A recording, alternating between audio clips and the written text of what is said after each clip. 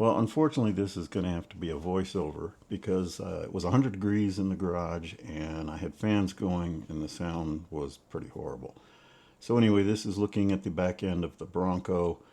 It's got a fiber boardish type platform in there right now, and then a rubber mat goes over it.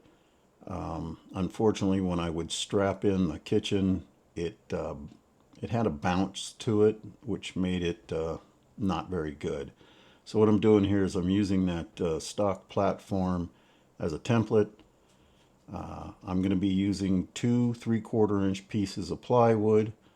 Home Depot cut a 4x8 for me. Two 36s left me a 2-foot piece at the end. So here they're both clamped together. And I'm using the saw to cut them out to form. What I don't show is I actually do take some sandpaper. I give the edges a good sand to round them off. And I even sand the platform itself because I'm going to end up painting it at the end of this. I'm cutting out two little notches that go in a little spot in the back that hold it down. And right here I'm actually using a wire wheel to cut down a piece of those notches so that it slides into the little area that it's supposed to slide into. It's maybe an inch, and of course 2 3/4 is an inch and a half. So here's one of my 100 fits that I tried, and this one actually does fit.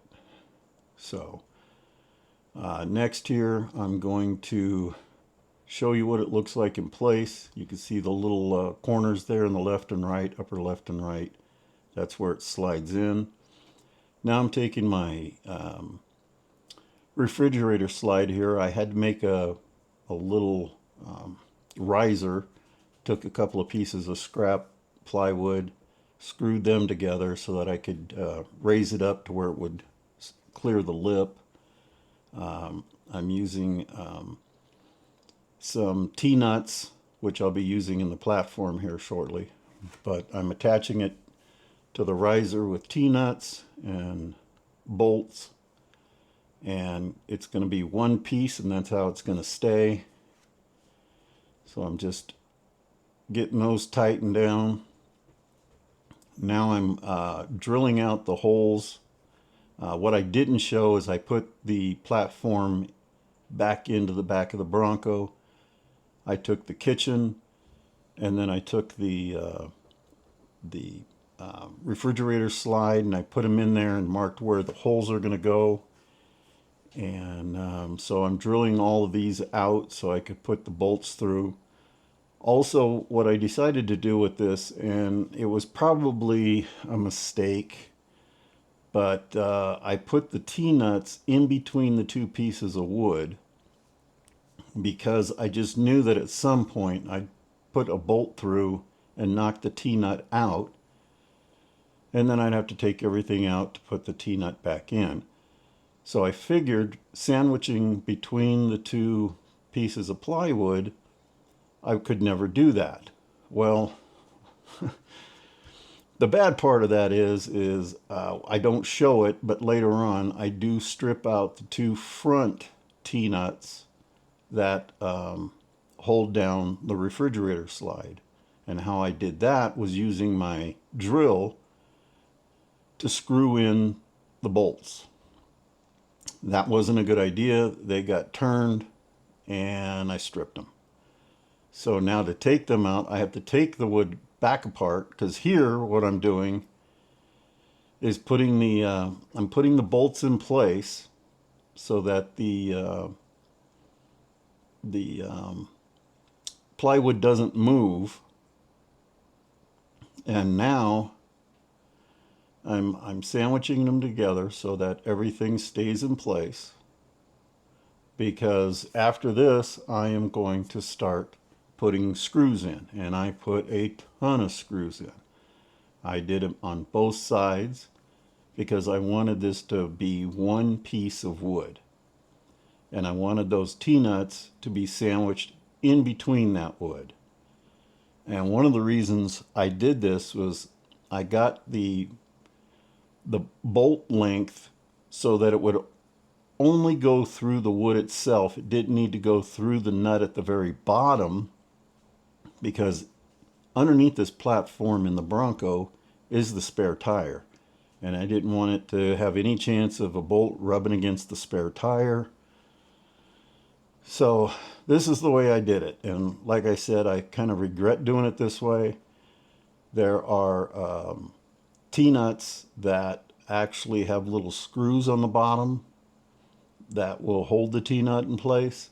Now, I can take this apart. It's not forever like this, but we'll see what happens. So here I am putting in the refrigerator slide, and I quickly realize, well, not quickly, but I eventually realize the kitchen has to go in first because of the way I have it attaching to the platform.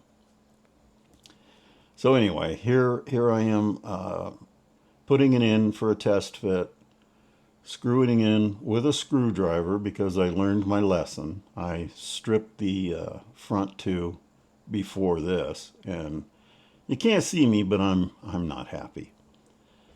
So as soon as I'm done with this, I will put in the kitchen, and that's when I quickly realize, oops, it's got to go in a different sequence.